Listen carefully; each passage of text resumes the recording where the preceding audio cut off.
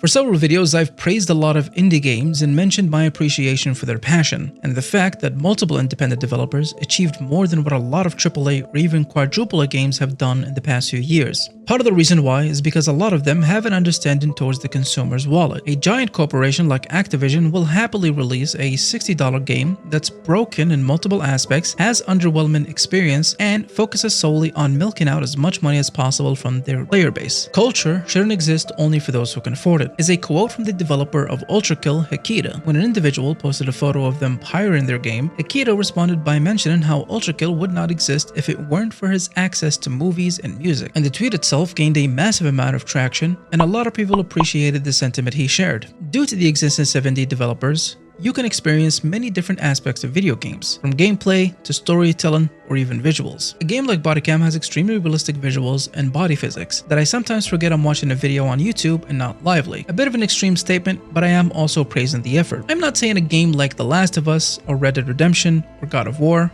or even Elden Ring has competition now. There are levels to creating something memorable, but I am saying in these times I look for indie developed games more often than I do AAA ones, due to the fact that finding a game that is going to make me feel like Ryan Gosling in Blade Runner is very rare. But it's more common with indie games because a lot of them are short but impactful and cheap. So instead of spending $60 on one game that's gonna leave me shrugging saying, yeah, it was a good game, I prefer freaking out when I hear someone say that they've never played Firewatch. Now I know that the downside for a lot of consumers is the fact that most indie games come out on PC, only rarely when a game becomes successful that it releases on consoles. Lethal Company, for example, is very successful but is yet to have a console release. This isn't also to say that there aren't any bad indie games. I've spent plenty of time arguing with people about the fact that you are still allowed to criticize an indie game even if it's developed by one person. I can appreciate the effort and not like the game. Both things can be true. But this topic piqued my interest. Could indie developers compete with AAA games? And if so, does it count if they are in the same genre,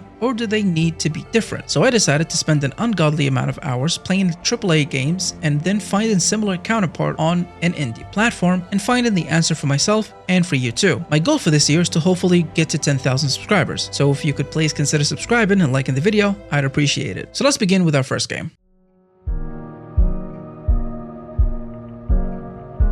I played Alan Wake 2 for a total sum of 7 hours. 5 of those hours were consecutive, and 2 were on a live stream when the game came out. And there is a lot that I like and dislike about the game. Before I get into either one of those things, I want to point out a few factors. Number 1, this game involved the company Sweet Baby Inc., which, if you are not chronically online, was the catalyst for what could have been Gamergate 2. Factor the second, Gamergate was seen as a group of dudes wanting to keep women out of gaming. This information is provided to you by my knowledge of the situation, which means I have to point out that I don't care if women are in the industry or not. As long as the game is good, I could not care less. Number 3, I am not sexist and or racist. Despite the fact I play Call of Duty and have dabbled in WoW, I actually speak to women. I'm also not homophobic, but that's unrelated here. With all that being said, I really hate the dialogue in Alan Wake 2, but I want to start with things I like. One of them being the Mind Palace. It's a place where you can put clues together and assemble storylines depending on who you're playing as. I wish I could find a full detective game like this because I would love to solve a mystery in that way. The visuals of the game are stunning. Although I couldn't disable DLSS, which made me ball my fist up in anger and punch the air a little bit, I still enjoyed how pretty the game is. I also like the acting and voice acting and the game sound design. Outside the scope of writing, the game has an insane amount of talent behind it. Even the story is actually decent. The only thing that's lackluster is the writing. The gunplay of the game is also pretty fun. I did end up activating infinite ammo because at that point I was completely checked out of the game, but I will tell you why later. The combat in the game isn't the worst I've experienced. I didn't like the fact that I had to find collectibles in order to upgrade my character, but I guess they needed something to make you revisit locations. Speaking of which, I find the concept of an open level to be really entertaining. You can easily go around the entire place and revisit it later when you advance in the story. While open world games allow you to explore an entire map, you can easily get lost and forget to investigate some places. But with Alan Wake 2, I actually enjoyed the exploration. Now, let's get into the dislikes. The 3 protagonists of the game are Saga Anderson, Sam Casey, and Alan Wake. Saga is a female lead. Mentioning her gender would not have been relevant if it weren't for the obvious women in charge open conversation with a random male cop. The cop mistakes FBI agent Anderson with Sam Casey. So when he addresses him as Anderson, you are presented with the option dialogue of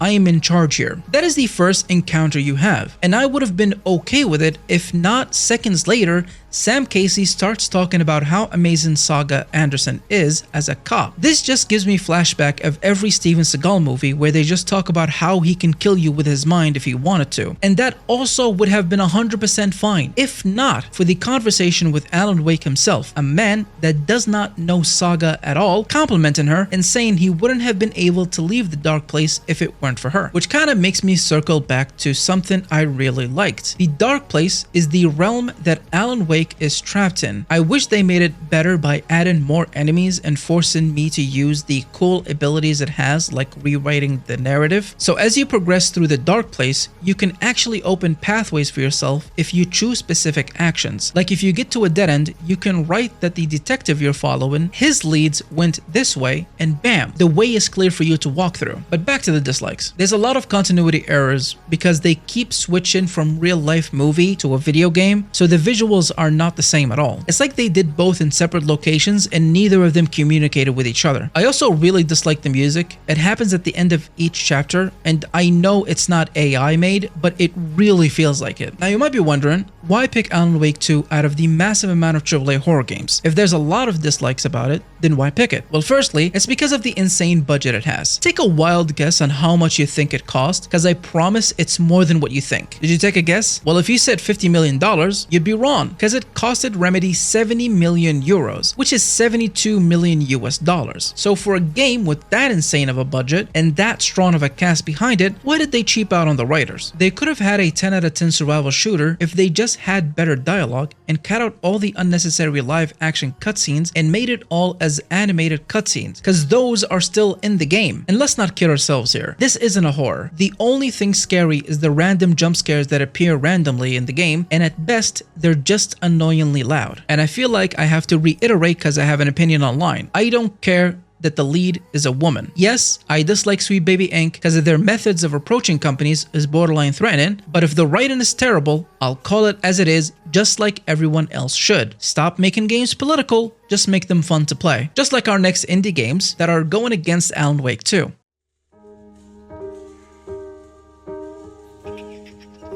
I want to point out that finding an indie game to compete with Alan Wake is extremely easy. Not necessarily because Alan Wake is a horrible disaster of a game, but because of itch.io. If you don't know it or never heard of the platform, it's a website for developers to release early access of their games or even full access if they aren't able to do so on other platforms. And without fail, almost every row at the top has always been horror games. Some are visually impressive, others take advantage of old school aesthetics to create a scary game. With that being said, I want to talk about a game that could easily rival Alan Wake 2 with its visuals, and that's Outlast Trials. Being the third entry of the series, it's an online co-op game where you and your friends can go through different trials, completing objectives, and generally being chased by physically stronger humans that want to rip you piece by piece. In terms of story, however, it's very lackluster. You're a guinea pig for Murkoff corporations while they test different methods of brainwashing. There are many reports you can find riddled around the map. All of these hold stories and considered collectibles for you to view whenever you feel like. As we know in the first game, these reports were a way for Miles to communicate since he was a silent protagonist that only screams. Eventually, the game does loop back to the start. Even if you manage to beat all the trials and finally earn your freedom, it simply restarts you from the opening cutscene after the credits. It's like resetting your stats in Call of Duty, which they changed for Master Prestige, and that's stupid, but the visuals of Outlast Trials are well made. The design of the maps is intricate but isn't confusing, and the best part is the maps are reused every trial. For an example, in the first mission where you have to kill the snitch, there's a small area for you to explore, but the second mission you do has the same map but opens up a new area. This makes understanding the maps easier because each time you work with a familiar location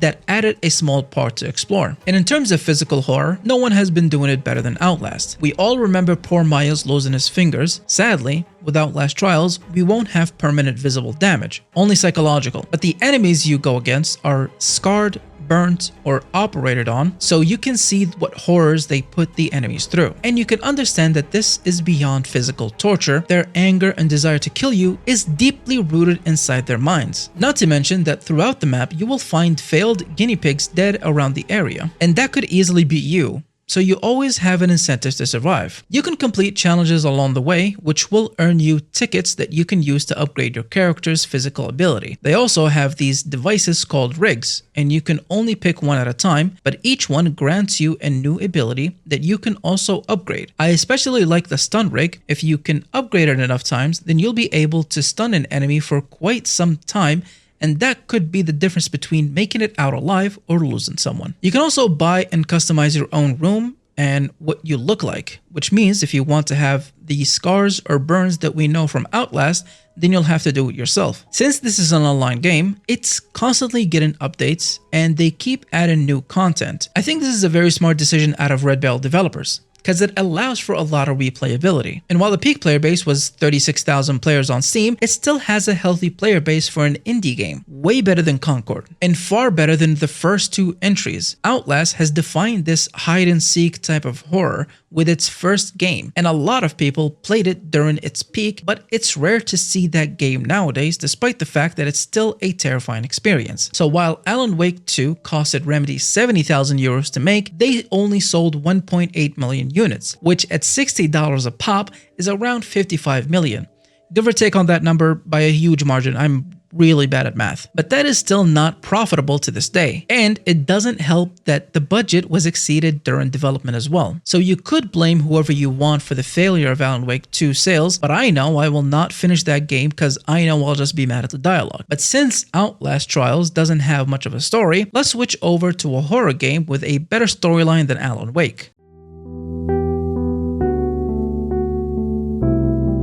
I was not expecting Mouthwashing to be as good as the clips I've seen of it, so I finally decided to play the game, and I was pleasantly surprised. Firstly, I want to say that this game is less than 3 hours long. Even if you've never played it before, it will not be a difficult game to beat. Secondly, this game is $13 on Steam without a sale, and so far the historical low for the game has been $10. And finally, if you have not played it, then you should. Now let's begin with the obvious factor. This game is not visually impressive, and of course it's intended to be presented as an old school type of horror game. There has been a surge of these PlayStation 1 style of games because they are easier to make, but most people do it because they grew up playing games in this style. Like me, because I love the aesthetic and the nostalgic feel I get. With that being said, I should point out that it's rare for me to be so immersed in a video game nowadays. Most of the time I'm playing online games and enjoying conversations with people, so I don't focus much on the game itself. But with Mouthwashing, I was actually hooked on everything: music, the sound design, the story, and the characters. And for the first time in years, I didn't pay attention when someone called my name, despite the fact I always play with one ear exposed all the time. So the story of Mouthwashing begins in a cockpit out in space. You're sitting down and you receive a warning that there is a meteor ahead, and the objective is to veer the ship to the left. When you grab the ship's controls, your only option is to turn it towards the meteor or do nothing. Once you select the only option, autopilot kicks in, and your new objective is to disable it. The introduction to the game had me intrigued. I needed to know why I did what I did. Then you go down endless hallways, and there's a lot of motivational posters about a horse, and eventually the screen turns white and you are sitting at a table with the rest of the crew talking about breaking through the foam. Turns out that the accident I caused in the intro released an emergency foam that blocks any of the air escaping and causing everyone to get sucked out in space. I kept seeing this length of nylon rope, and throughout the game I thought I had the ending figured out, that my character is gonna skip the rest of his life. Boy, was I wrong. The first task I had to do was give Curly, a bloodied and bandaged up man, his painkillers. And while this game doesn't have spoken dialogue, they decided to record how it would sound for someone to force another to take pills. And it was uneasy to listen to. But what I was surprised to find out is the fact that this man was the cause of the accident. He was apparently in the cockpit. Every time you walk into the medical bay, he is constantly looking at you, will not look at anyone else, and has one eye exposed the entire time. Skin completely peeled off, and both hands and feet are gone. As you progress through the story, you come to notice that your character, Jimmy, is slowly losing his mind. During this part, I was understanding why Curly veered the ship into the rock. The game also shifts back and forth between before the accident and after, and during those moments, you switch between between Curly and Jimmy. Jimmy plays in the current time while Curly is in the past, and you start noticing that everyone, including myself, really like Curly. He cares for his crew a lot and wishes to do everything in his power to help them. This makes Jimmy, his co-pilot, envious, and it slowly begins to unfold the truth. Before we figure out the truth, let's find out why the game is called Mouthwashing. At some point, the crew start to get hungrier, so they decide to break into the cargo bay for the company they work for and try to get any sort of food. Upon revealing the giant room with boxes, we are sent back to the past before the accident where Curly does a psych eval on Jimmy. This part is cut short from the game on purpose, but as you continue to play as Jimmy, you end up in places that are easily described as insane.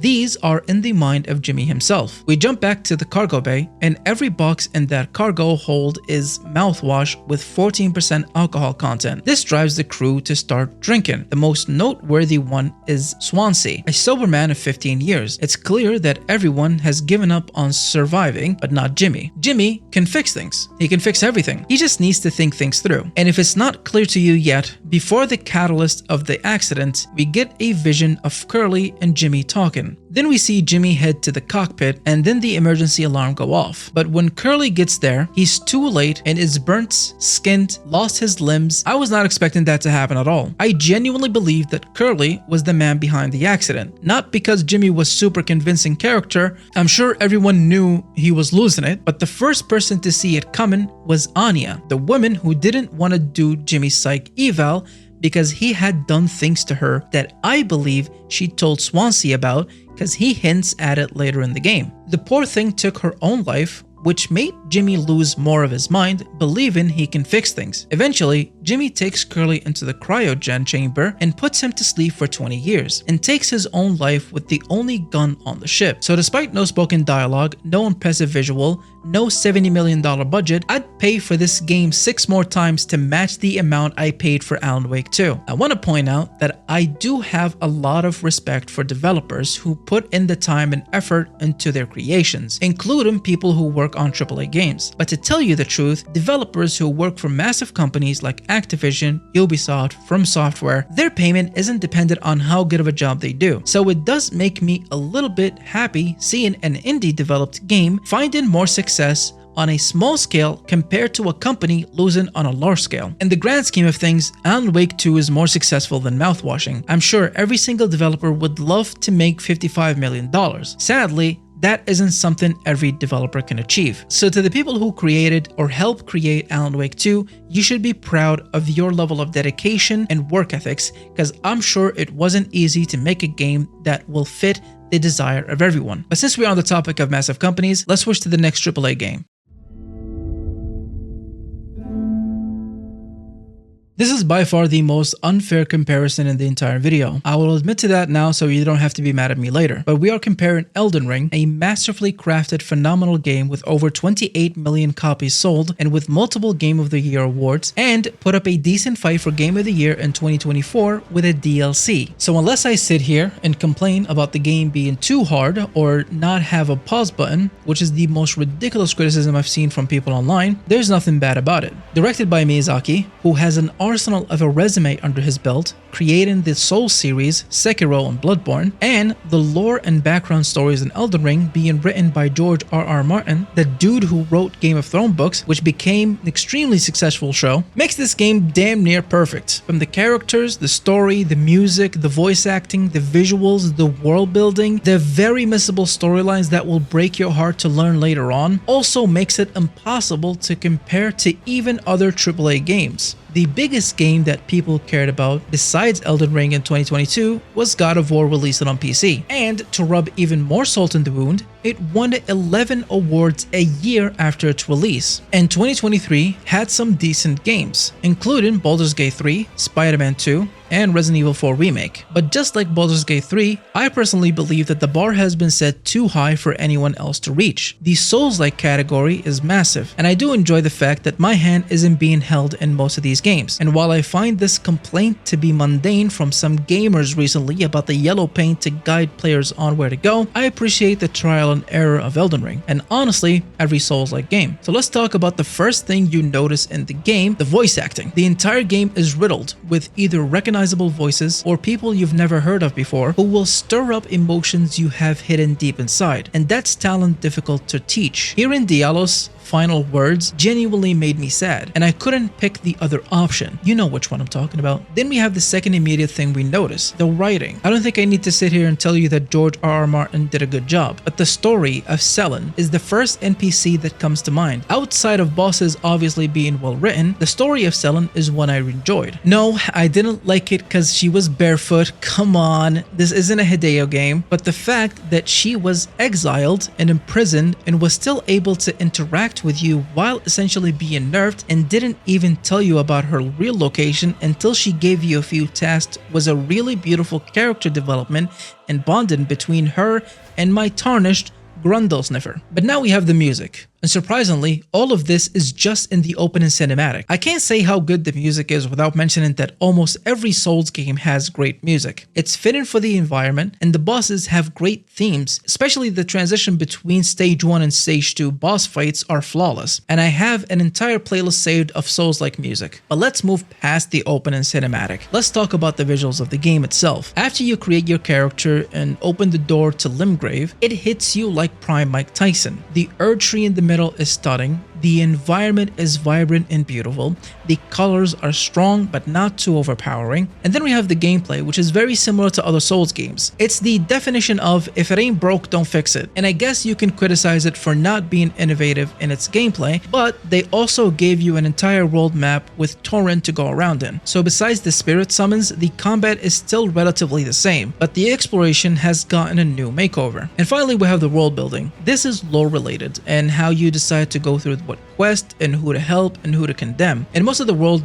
building will become visible later on in the game, like Lindell, the royal capital. At the start, when you visit it, it's a giant city right under the Erd tree, which makes it beautiful, but after you defeat Malekith, the grounds are covered in sand, which changes the entire exploration of that area. There are also a lot of missable areas and weapons and items depending on how far you are in the story, but since I don't have any negative comments about the game, I want to know if the bar is set too high. Replaying the game again to get footage made me realize that this might be Miyazaki's peak performance. Dark Souls 3 was the first From Software game I've ever played, and while I found that it's a great game, I thought that there are better games out there. Same thing with Bloodborne, but with Elden Ring, I genuinely find the game to be a 10 out of 10 if we see the game as a single player mode, because while it does have an online feature, those are frustrating, and with the fact that so many people go into new players' games just to kill them early on, that was my first time ever experiencing the game before adding the seamless co-op mode, which made the game a bit more fun. But as a single player, I don't think any other game beats it, and the fact that Souls-like category exists goes to show that every Miyazaki game has been great, but only one is perfect, which makes this comparison extremely difficult to go up against. There are games similar to Soulsborne, but going against a Goliath is dangerous as is, especially when Goliath has a machine gun. So let's find David and hope he has a Sandevistan to help him go against this giant.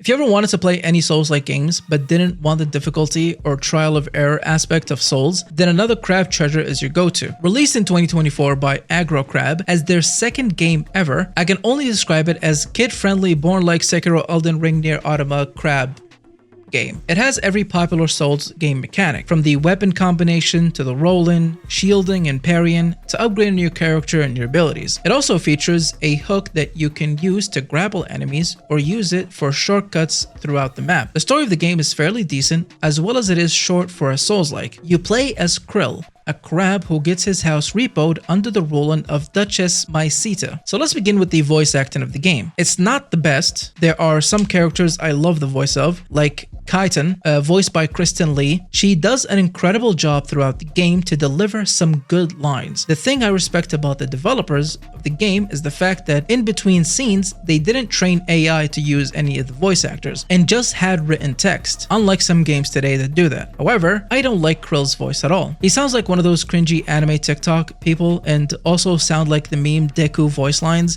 saying, "Wait, don't walk away from me. I'm so sorry for assaulting your ears, but my god, I did not enjoy whenever he spoke. And that's bad because I really need to like you if you're the main character. I do have to commend the visuals of the game. It is a stunning game despite most of everything being blue. The lighting and the sun and the effect of the bubbles are really well made. And the messaging of the game is pretty much in your face the entire time. The ocean is polluted with microplastics, and those are also the runes or souls that you can use to upgrade your character. There are also multiple enemies that are covered in plastic or in plastic bags or plastic beer holders. You get where I'm going with this. They do add these abilities for the combat that you can earn by defeating certain bosses, like the pistol shrimp boss fight that will grant you the ability to punch and break paths that have been blocked before. But since you are after getting your home back, throughout the game, you will have access to many shells that are considered your shield. Each shell has a special ability, although some of them are repetitive. There is Shell Shock that will grant you Thor's lightning abilities. There are also Pop Off, Roll Out, Fizzle, and Smokescreen. There are more shells and more abilities, so it's worth exploring the maps and finding new ones. The strongest one I found was the helmet from Dark Souls, and when you get it, you get an achievement called Shells-like, which is a pretty cool reference. But speaking of the map and world building, the only mission that affects the world significantly is the final mission, although there is no after credits exploring, so you can't do New Game Plus. Besides that,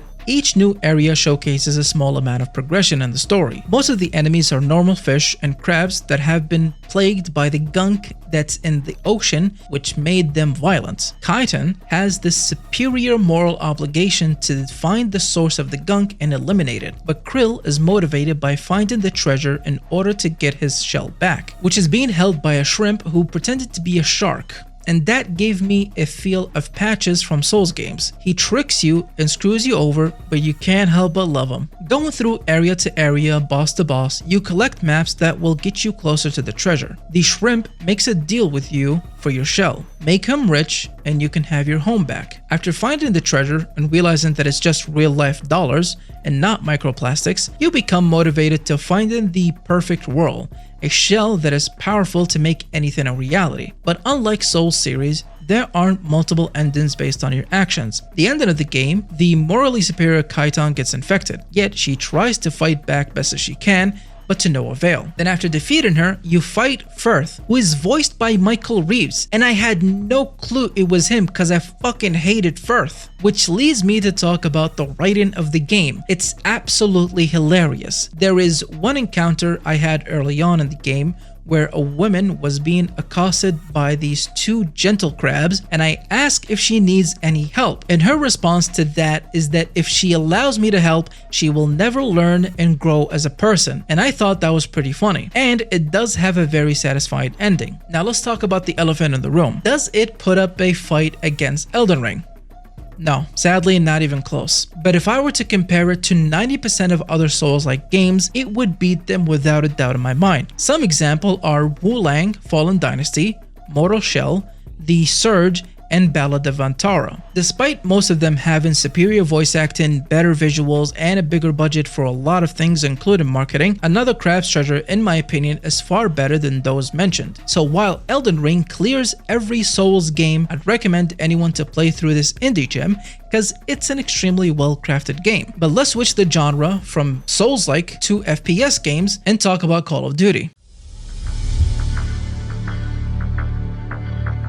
To put an entire franchise versus 3 indie developed games seems a bit unfair at first, but trust me when I say that Activision has been standing on wobbly grounds. I've managed to play and own every Call of Duty since 2010. The first Call of Duty I played was Black Ops 1, but I did go back and play Modern Warfare 2. And out of every Call of Duty, the peak performance of the entire franchise was Black Ops 3, followed closely by Modern Warfare 2019, and then whatever else you like. For me, it's Black Ops 1 followed by 2. But since Black Ops 3, Call of Duty has failed to replicate the perfect performance of the game. From weapons to maps to matchmaking, even the competitive game mode was fun to play and wasn't always sweaty, and the grind for the weapon camos was enjoyable and didn't have terrible challenges. Not to say that there wasn't a surplus of VMPs and M8A7s, but the game offered a wide variety of well-balanced weapons that are worth using equal to the meta. The thing I was concerned about were the shotguns being unusable due to the advanced movements of the exosuits, but I was pleasantly surprised because they were very effective. effective. Not to mention that on PC, you are able to load custom zombie maps and go through whatever challenges you come across, like the Cheetos Tower, or enjoy a new map like Wanted, or revisit Call of the Dead. But in 2019, they released the most fun Call of Duty to date, which is embarrassing because it's been 5 years. You'd think they'd actually make something fun again. But thanks to 2020, that was the peak for Call of Duty in Warzone. Outside the scope of performance and pandemic, a lot of people enjoyed playing the game, including the creators on different platforms, which allowed for a lot of new talent to rise and old talent to be revived. But every Call of Duty release since haven't been fun, and it impacted both the community and the creators. Either the weapons are boring or unbalanced, the maps are sucked out of color and bland, or the matchmaking system is breaking everyone's backs. I don't want to get into the unemployed lobbies for multiple matches so I can have one good game where it's actually playable, which leads me to Black Ops 6, the 2024 release that's already living for too long. The Zombies game mode became successfully boring. After offering an open world map mode in Modern Warfare 3, they brought back round-based zombies but ruined it with giant hints to the Easter eggs, terrible banter between characters, and the mode itself being less challenging. Even when I switch weapons for the 20th time and play multiple rounds without pack-a-punching,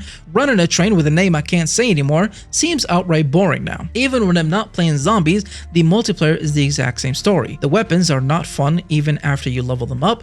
I mean, they removed the horrible idea of leveling up an LMG to get an attachment for the SMG, but everyone uses the meta weapons because they're easy and every other weapon is too weak to use. Even the semi-auto ones or the burst rifles are horrible, and I love the M16 in Black Ops 1. It was my favorite, but to compare that with the SWAT in Black Ops 6 could be simplified by saying that it's like pulling out teeth. The fire rate is slow without rapid fire that you can unlock when you get to level 34, but the leveling up is terrible without double weapon XP, and the time to kill is laughable. I could aim at someone and land 2 of my 3 burst bullets, and they'd still have enough time to turn and kill me before I could get my other burst out. As a matter of fact, recently, there was the Terminator event that allowed you to have a full auto mod for one of the burst rifles, and it did not help the gun at all. So they even know that their weapon balancing is terrible. Don't even get me started on controller players either. I'm not blaming anyone who uses it, but I do blame the developers themselves for making controllers so overpowered that even PC players have to use it in order to compete. And thanks to the Cronus, aim assist is even more broken now, and it's almost undetectable by regular players, unless you've been playing the game for years and know how much aim assist it allows. Not to mention the constant use of AI, which managed to put Activision in hot water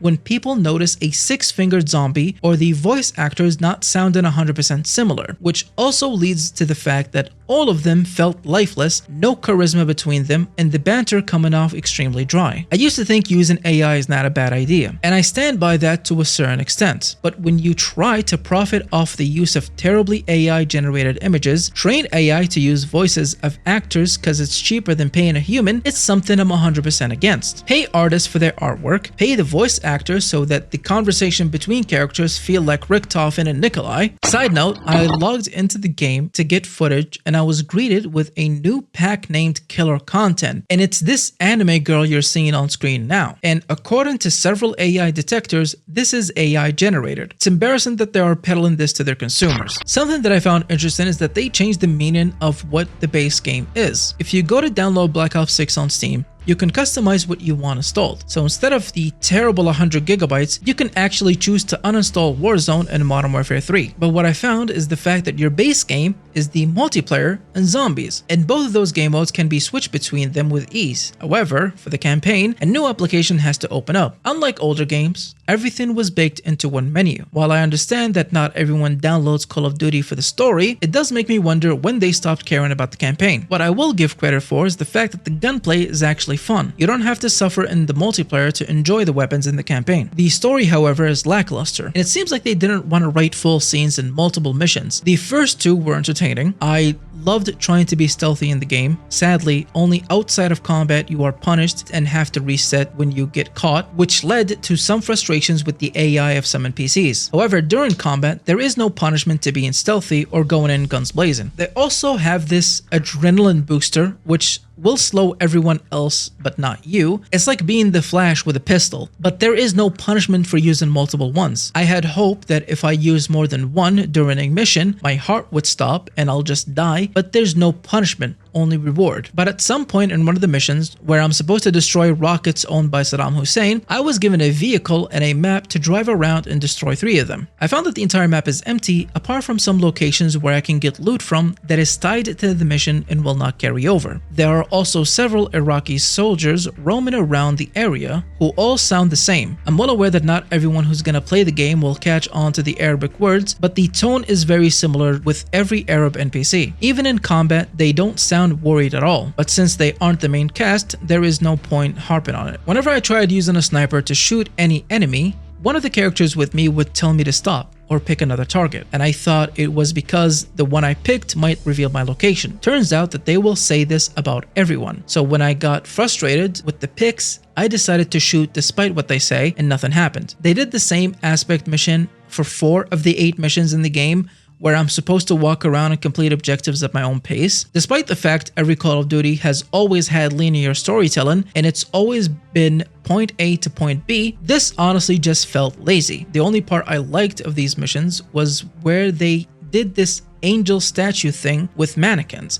That part had some scary moments in it and was exciting to play, but it was a small part of a zombie mission, which they did twice. I don't understand why have zombie missions in a story game mode. They also failed to hide a very clear plot twist. In between mission, you reside in a mansion that belongs to Adler, and in one of the debriefs, someone mentions the cradle, and a disembodied voice repeated it in my head, so I figured I'm some sort of double agent. The main character you play as is named Case. He's a silent protagonist, so he kinda doesn't matter. Apart from the final mission where you have to gather intel using the truth serum from the antagonist named Jane Harrow, who wanted to do a biological attack on the Capitol. And the reason why she wanted to do the attack was because she believed the CIA killed her parents, but she was brainwashed by a different company to make her believe that Adler did it, who was a CIA agent at the time. However, during the flashback, the voice kept changing and the person was wearing a mask. So that leads me to believe that the person who did it was Case, the silent main character I play as. One of my favorite characters in the Call of Duty series was Woods. In Black Ops 6, he seemed that his personality was nerfed.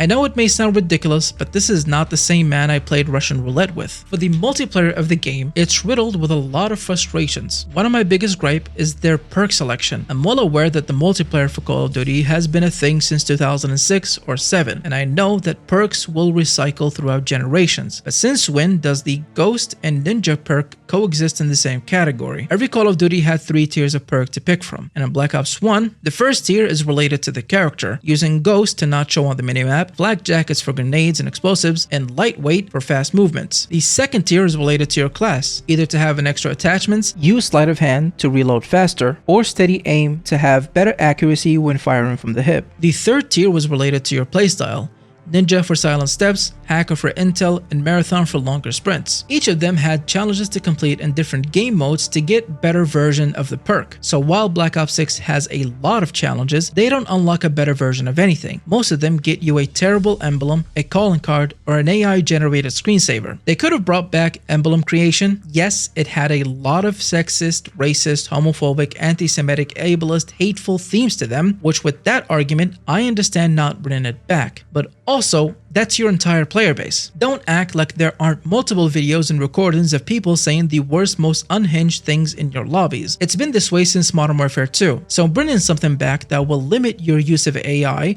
and give freedom to the player base, that would have been a better option than whatever you're peddling now. For someone who's been playing Call of Duty for over 10 years, you'd think they'd make it better. But let's talk about the other indie games going against an entire franchise. And let's start things off with the game that's going against the zombie game mode.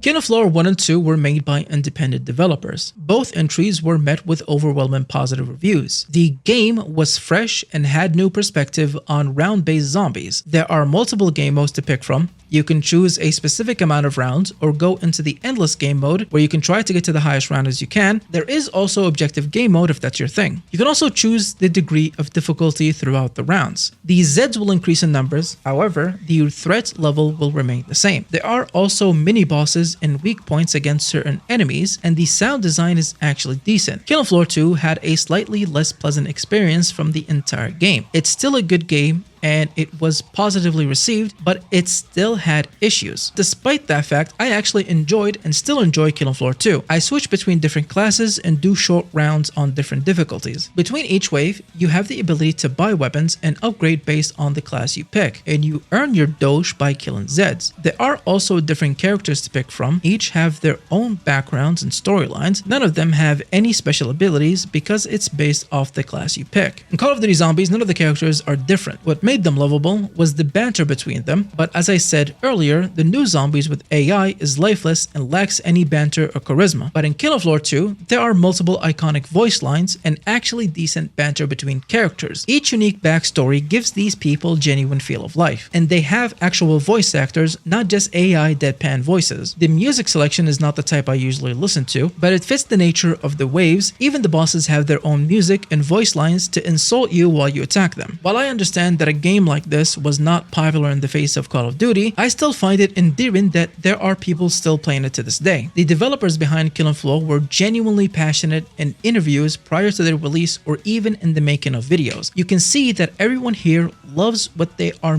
working on and not just doing it for the sake of making money. I'm not against anyone making money, not by any means. Get your bag, king and or queen, but if the developers of Call of Duty Zombies genuinely loved what they were making, I wouldn't have to compare it to a game that came out almost 10 years ago. And in terms of innovation, Killing Floor 2 had omnidirectional movement long before Black Ops 6. Let's find an indie game with a storyline that can compete with Black Ops 6.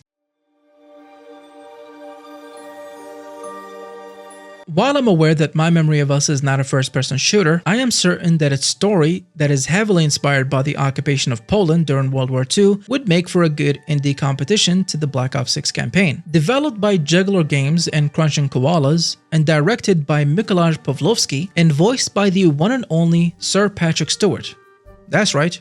The guy who was an X-Men and the Star Wars guy. The game itself is very short. It's about 5 hours long, but that's if you're going in blind and trying to get all the collectibles, which are called memories. The game begins in modern time, with a girl on the subway headed towards a bookstore. She finds an old man behind the counter, and he tells her to pick any book she likes. She finds one with a red cover, and takes it downstairs to the old man. As he holds it, he finds a photo of a girl inside. He then brews her some tea, and begins to tell her this tale of this red book. The start of the story is fairly tame. The Germans are replaced with robots, but before I learned that it was inspired by the events of World War II, I had a feeling that it was, despite the description saying that it's a fairy tale about friendship. There are also 2 characters you play as, a boy and a girl, nameless but different in many ways. The girl is able to run and use a slingshot, and the boy is a great thief and can sneak past enemies. Once the German robots took over Poland and started taking families into prisons and labeling them, instead of using numbers like World War II, they painted them red. Anyone who was painted was to be laughed at, including the little girl. There was a scene that I really liked that depicted the innocence of children fairly well. The boy was wondering why the red folk were being mocked and laughed at, that all these thoughts are now out in the open.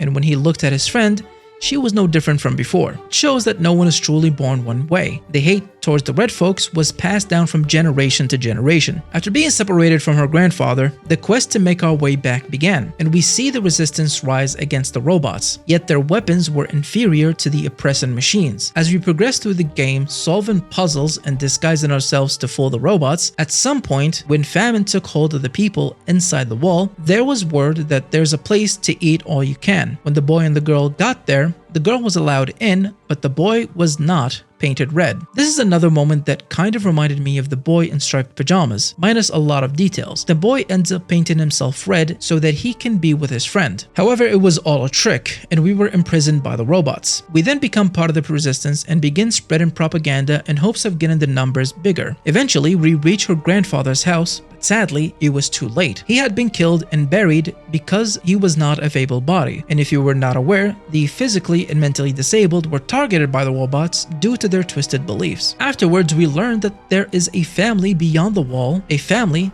that will adopt children and protect them from the robots. Upon reaching this family, they say they will take the girl, but not the boy. They then separate, but the girl rips a photo they've taken together before the invasion in half so that they may remember each other. After he finishes telling the story, he closes the book, and the girl is amazed because she heard this story before from her grandmother. Then the bell downstairs rings and they meet again. The boy and the girl he helped escape. At the menu, you can get access to memories. It's the collectibles in the game, and each memory is a story of the real people who were in World War II. The scenes between each level were interesting. The story of the game was far more enjoyable and captivating than what Black Ops 6 was, and to compare a first-person shooter to a 2D handcrafted platformer might not be the best comparison in terms of gameplay, but if we were to compare the stories, then it's more than fair. Both set during different times of war, both played and presented differently. Call of Duty made you feel like a badass, taking charge and being the reason to win any war. My Memory of Us shows a different perspective of war, and a press side who can't always fight back, but they'll take small victories as huge triumphs. Oh, I just remembered, it was a Star Trek guy. Please don't be mad at me. It was a Star Trek guy. But now let's find a game that can compete with the multiplayer. BattleBit was developed by 3 independent developers, and it's way more fun than what Call of Duty multiplayer is. The downside is that it has 0 kernel level of anti-cheat, which means that it has access to everything on your PC. And in-game, it has access to your microphone, and everything is being recorded, even your death microphone. That also means that you can't refuse any of it, otherwise you won't be able to play the game. So you have no choice but to accept it. And their rule set is something that pushed the community away, including being banned over playing music. Yes, it's that strict, and I actually agree. It's way too strict. There's an argument to be made about the phrase "no game is perfect," because while BattleBit is fun, I don't want to worry about its access to my PC. Also, the game is dying pretty quickly.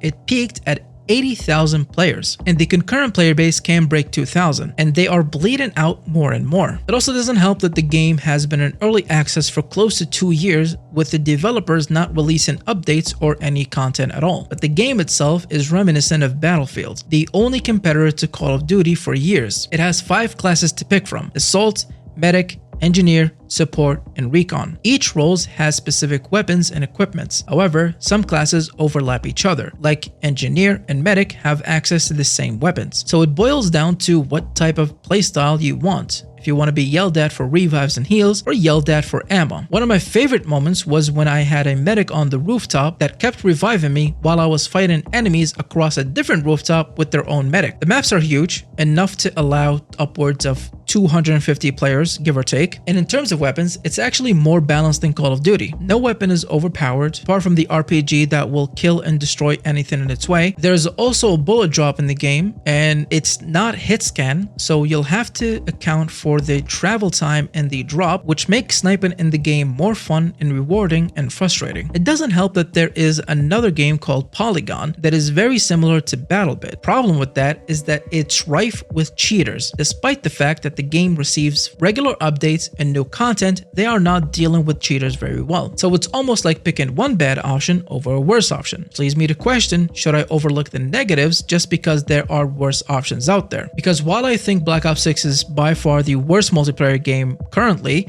someone else might think it's the best one because of its omnidirectional movement. Then again, Killing Floor had omni movement before COD did, but it's not a matter of who did it first, it's a matter of who did it best. Despite the fact that both BattleBit and Black Ops 6 are hemorrhaging players, it's worse that Call of Duty as a massive platform is losing more after releasing Season 2. So in terms of zombies, I sadly have to give it to Call of Duty. They've clearly mastered round-based zombie games, but I would recommend you playing Black Ops 3 because it's a way better zombies game mode than anything else. And in terms of story, I say My Memory of Us edges out the victory here. If it's wartime stories you seek, then the rise of the resistance and the ghettos of Warsaw that was depicted in My Memory of Us trumps the story of Black Ops 6 and most of Call of Duty games. And in terms of multiplayer, then I can in good consciousness give it to either games mentioned because of their inherent flaws. However, Modern Warfare 2019 exists, so in that case, I can safely give it the victor to Call of Duty. But to be fair, it was very difficult trying to find multiplayer games developed by indie studios. So if I were to give the multiplayer victory to any game regardless of budget or studio, then I'd give it to Battlefield that hasn't come out yet. I don't know if Ubisoft can deliver, but I'm being hopeful. Let's switch to our final section and talk about a massive company.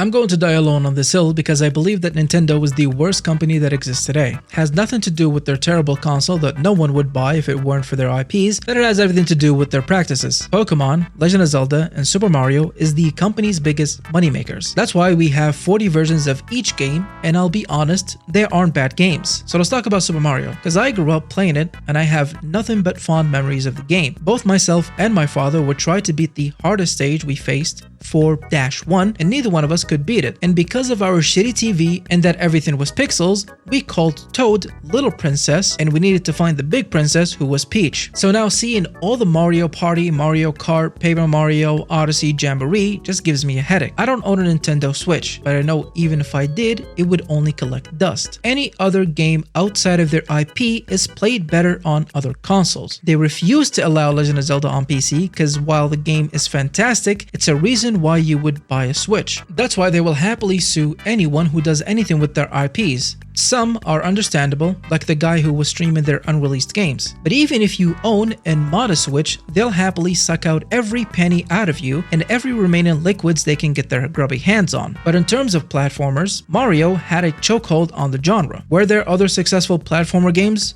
Sure.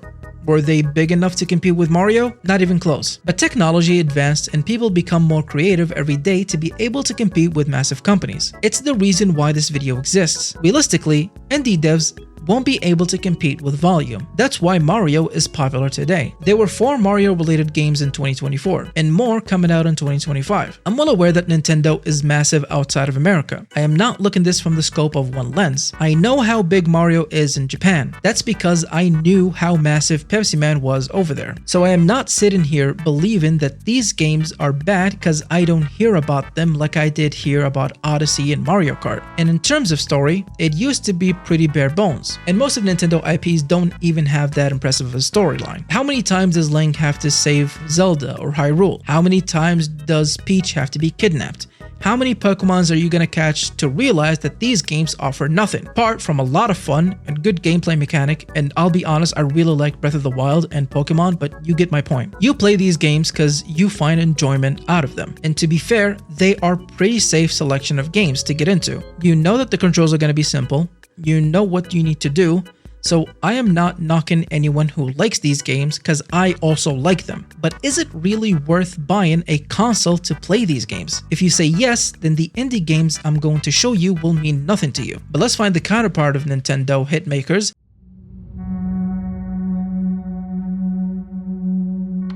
Nine Souls, Palworld, and Subnautica. 3 games that rival Nintendo's big 3 games with complete ease, especially Palworld. People across the globe, including myself, have been wanting an open-world Pokemon game for a long time, running around and actually catching Pokemon in the wild. Matter of fact, it was such a threat to Nintendo that they are suing the creators of Palworld for breaching some of their patents. Can't say that word. The case isn't settled yet, but I do have a feeling that Nintendo will win. Not because I want it to win. I know if the suit goes in the favor of the giant company, Palworld would cease to exist, and we could all go back on waiting on Nintendo to do something with their IPs, which will never happen since it's one of their hitmakers. But Palworld is successful on its own. The peak player base was 2 million, the concurrent player base is over 30,000, and just in January they gained 42,000 players. So in terms of a threat, they successfully done it. To my knowledge, this is the only game that exists with the disapproval of Nintendo, and it will continue to exist, hopefully long enough to showcase the differences in those 2 games to the court and get Palworld cleared, because it does have automatic weapons which Pokemon doesn't. The only controversial thing about Pokemon I remember was people riling up saying that it's animal cruelty. They clearly have not seen the AK-47 in Palworld. Let's talk about the face of Nintendo, Mario, and the game that could easily rival it is Nine Souls. This is one of the games I can say that it has better visuals, better controls, better story, and definitely better pizza. The story of Nine Souls opens up with a complete mystery. A character hanging by a cliffside with another aiming their sword at it. There's no dialogue. The mouth of the character with the sword moves, but we don't know what's been said, so I was immediately hooked on the story. Then we get into the visuals of the game. The backgrounds are stunning, doesn't matter if you're above ground or in the deepest of depths. If you pay any close attention to the scenery behind the 2D platform, you will find beauty. The colors are vibrant, the character artwork is remarkable, not to mention the sound design for combat. The mechanics of it does remind me a lot of Souls-like games, but in 2D. You can parry, increase your healing pipe, upgrade the skills of your character, and find items around the world to give to your companions during your journey. There are also all sorts of lore around the map. You'll find scriptures and writings telling you the details about the area you're in, its history, and what may have happened to it. There's also reoccurring characters you can learn their backgrounds. So it's not just random NPCs that help you in your journey. Speaking of which, the goal of this game is to retain the 9 souls from these Solarians who were named gods, which you are one of. So because you hold one of the souls, you get what I'm saying. I'm not gonna say the title of the game, but you get it. You get it. 9 souls. But Nintendo has one more major hitmaker, and this isn't 2020, so we won't talk about Animal Crossing. But in case anyone wants to argue about Animal Crossing, Stardew Valley. Way better game in every possible facet. Even the developers is releasing new content for free. Don't even look at me like that. Go buy the game and support the developer. But Legend of Zelda is the game I want to talk about. Not the entire series, cause I'll be honest, it'll be difficult to find games to compete with it. I feel like I should mention again that I don't believe Nintendo IPs are bad. I just don't like that they're locked behind the console. However, Breath of the Wild is the game I'm comparing to Subnautica. And to tell you the truth, I already talked about Subnautica in my last video. Both games are played vastly different. If I were to try and find a game similar in playstyle of Breath of the Wild, then Genshin Impact comes to mind. And I am not gonna put a gacha game against the Legend of Zelda. But in terms of being innovative, eye-catching, and breathtaking, I can't say that one is better than the other. They both do this very well. The upside of Subnautica though is the fact that it's released on every console. So while I fully admit that Breath of the Wild is a great game, it has a major downside of being owned by Nintendo. There's a delusional portion in my mind that believes I will have Bloodborne on PC one day. That same part has the exact same hope for Breath of the Wild. Before it was banned, Yuzu was a Switch emulator and it had a good run until Nintendo sued them and shut it down. The creators of the emulator were 100% against piracy. They created this OS for the sake of moderating a Switch you already own. Emulators are not illegal. Depending on where you live, what determines something to be illegal is when you download either BIOS or games online rather than purchasing a physical copy of something and ripping the content off it. So to use Yuzu emulator to download and play games when you don't own a Switch is the illegal part that everyone's done, and it's the reason why Nintendo went after the creators. Since that happened, no one can play Breath of the Wild on higher frames, widescreens, or even with better graphics. There are plenty of videos on YouTube before Yuzu got banned of people showcasing insane level of details and quality for Breath of the Wild. But since you can't play Breath of the Wild on PC anymore, give Subnautica a try. It's not just breathtaking because it's underwater. With everything ever so changing in today's time, I find it almost impossible to play newer AAA games. You will always need that new RTX or that new CPU or extra RAM, but I guess you can download that. The desire to make something incredible is understandable, but to also make it affordable and mindful of others' capabilities will soon become obsolete. Corporations don't care about recommended specs, and soon the recommended of today will be tomorrow's minimum. So while I don't think any indie game will ever beat a massive studio from storytelling or visuals or even playstyle, I think sooner or later those same indie games will become the norm, the thing that everyone seeks out because they can't run the next GTA. So while I'm aware that console players won't have to deal with constant upgrades in the future, they'll have to live without access to Itch.io or Game Jolt. So if you manage to find a gem in the midst of garbage, cherish it. Thank you for watching.